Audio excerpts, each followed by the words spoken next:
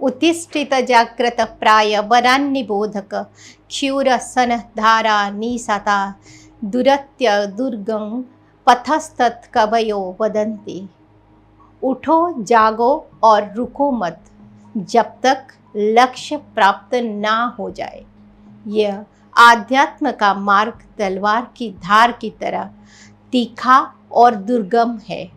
यह तुम्हें अत्यंत पीड़ा देगा, लेकिन तुम्हें इस पर चलते ही जाना है।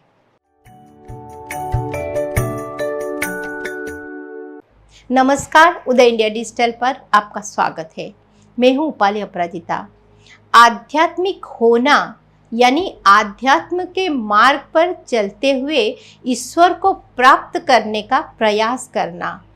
अब भला यह किसे अच्छा ना लगेगा, लेकिन आध्यात्म के मार्ग पर चलने वाले बहुत कम होते हैं, क्योंकि ये मार्ग अत्यंत पीड़ादायक होता है। जब आप आध्यात्म के मार्ग पर चलते हैं तो आपको गहरी पीड़ा का एहसास होता है। आज मैं आपके सामने इसी से जुड़े कुछ लक्षण आपके सामने रख रही हूँ। दरअसल आध्यात्म की पीड़ा एक गहरी भावनात्मक और मानसिक परेशानी है, जो जीवन के अर्थ, उद्देश्य और ईश्वर के साथ साधक के संबंध जैसे गहरे सवालों से उत्पन्न होती है। आध्यात्मिक पीड़ा किसी तरह के शारीरिक या मानसिक दर्द से परे होते हैं। इसे सामान्य तौर पर सांसारिक लोग समझ नहीं पाते हैं, क्योंकि इस पीड़ा का कोई मूर्त कारण होता ही नहीं। क्योंकि जिस तरह आध्यात्मिक अनुभूति शब्दों की व्याख्या से परे होती है, वैसे ही आध्यात्मिक पीड़ा को भी शब्दों में व्याख्यायित करना आसान नहीं होता।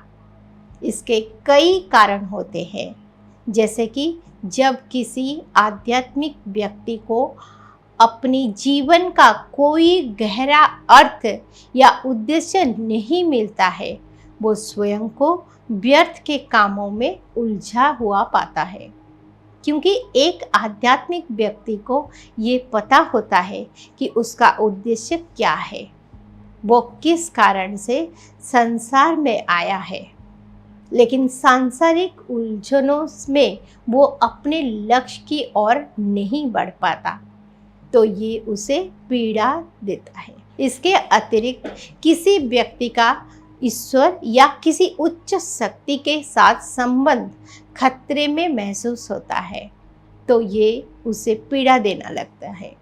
अतीत के बोझ, पछतावा, अनसुलझे अपराध बोध या दूसरों के साथ बिगड़े हुए संबंध, रिश्तों का टूटना, अपने जीवन पर नियंत्रण खोने का अनुभव किसी भी मनुष्य की आध्यात्मिक पीड़ा का कारण होता है। लेकिन आध्यात्मिक पीड़ा का सबसे बड़ा कारण होता है आध्यात्मिक जागृति के दौरान पुराने धारणाओं और मान्यताओं को छोड़ने से पैदा होने वाला दर्द। दरअसल आध्यात्म से जुड़ा व्यक्ति अति संवेदनशील होता है। दूसरों का दर्द उसे अपना महसूस होता है। ऐसे लोगों को मनोविज्ञान की भाषा में एम्पैथ बोलते हैं।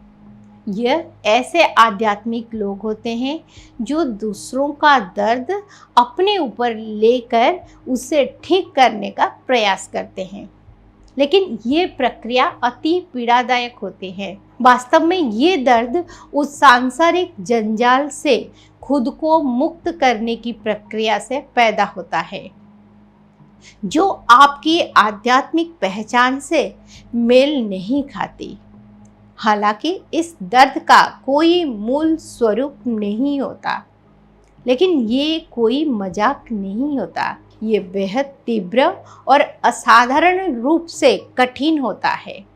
इसके अलावा विडंबना ये भी होती है कि ये दर्द इस बात का संकेत है कि आप सही दिशा में आगे बढ़ रहे हैं, लेकिन आपको समझने वाला कोई नहीं होता।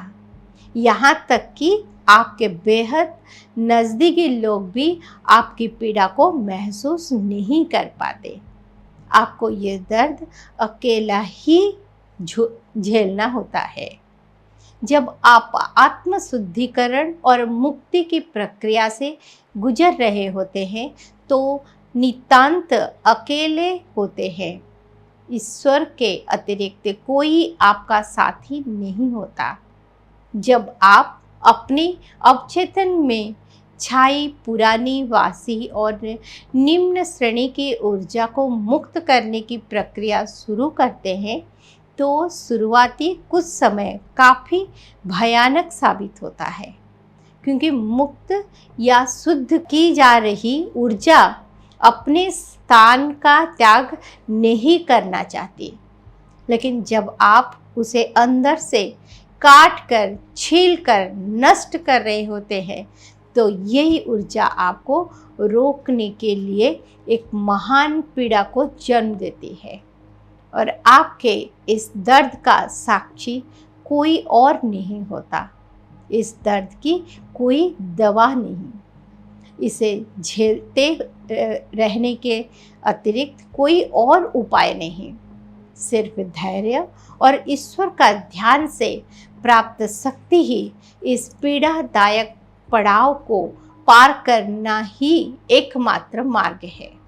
लेकिन योगियों महापुरुषों ने इस आध्यात्मिक पीड़ा को कम करने के लिए उपाय बताए हैं, जैसे कि मन को शांत करने के लिए सांसों पर ध्यान लगाना और मौन रहने का अभ्यास करना, अपनी भावनाओं और अनुभवों को स्वीकार करना और उनका विरोध न करना, चाहे वो अच्छे हो या बुरे, अपने आध्यात्मिक विश्वास पर दृढ़ रहना और नकारात्मक विचारों तथा व्यक्तियों से दूर रहना। ओम तत्सत।